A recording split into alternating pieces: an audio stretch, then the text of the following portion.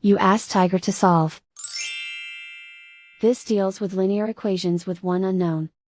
The final result is x equals 1. Let's solve it step by step. Simplify the expression. Expand the parentheses. Simplify the arithmetic. Group all constants on the right side of the equation.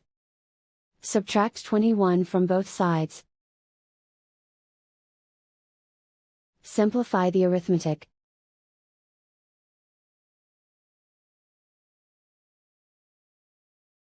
Isolate the x. Divide both sides by 3. Simplify the fraction.